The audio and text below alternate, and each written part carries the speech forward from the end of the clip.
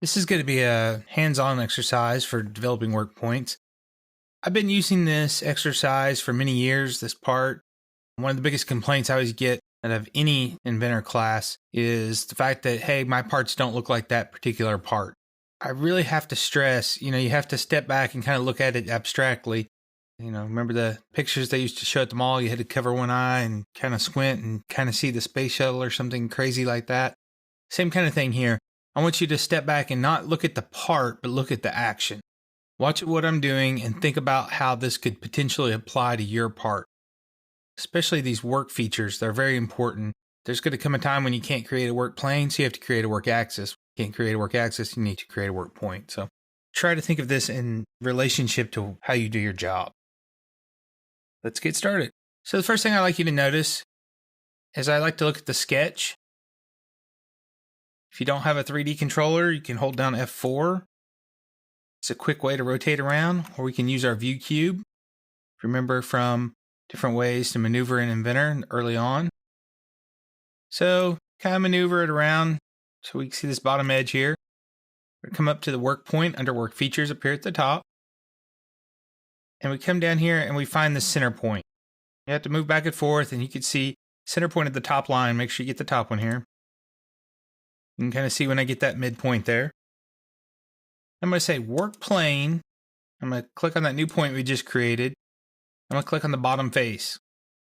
What that does is it creates it normal to the bottom face at that work point. Pretty straightforward. Nothing real difficult there.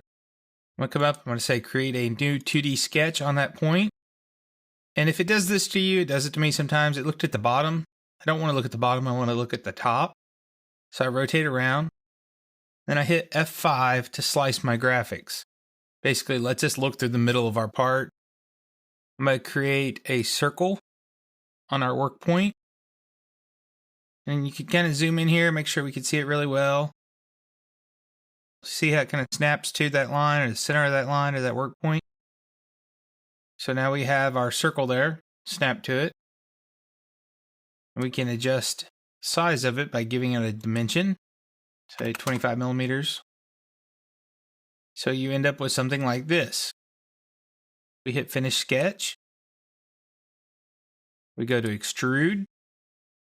We go to cut, and we cut up. So now you'll notice that it'll give us this nice little point here. We can turn off that work plane just so it gets it out of our way. Next, we're going to create a grounded work point. We hit this little down arrow beside the point, and we get grounded work point. Grounded work point isn't really a good name for it because really this should be like kind of a free will work point, and this is, like a set distance work point or something like that. Grounded makes me think solid, not moving, but in reality, it's really moving in kind of a set distance or angle based on what you enter.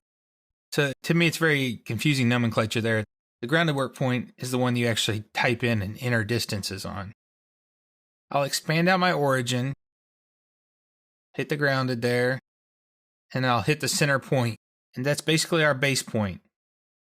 And then this allows us to come in here and move either on this would be the YZ plane or the ZX plane or the XY plane, or we can grab it and move it up. So you can see the Z distance here. Or I could just come in here. If I want to move it in a certain distance, click on that little arrowhead there. I could type it in. So now you can see it's going to move up 25 millimeters. Hit OK. So now I have a new work point, 25 millimeters in space. Now we could take this and we could say new plane.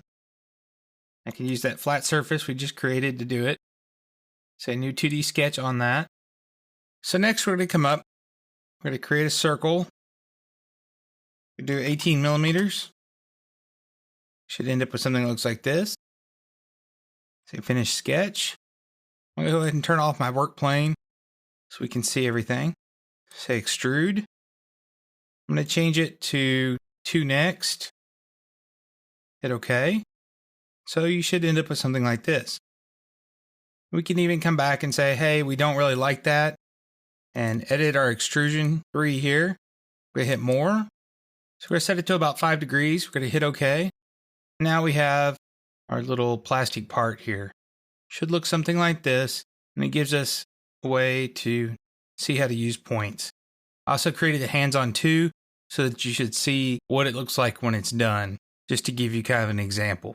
So try this, see what you can do. Any help, look at the work points hands-on 2 as an example of what it should look like when it's done.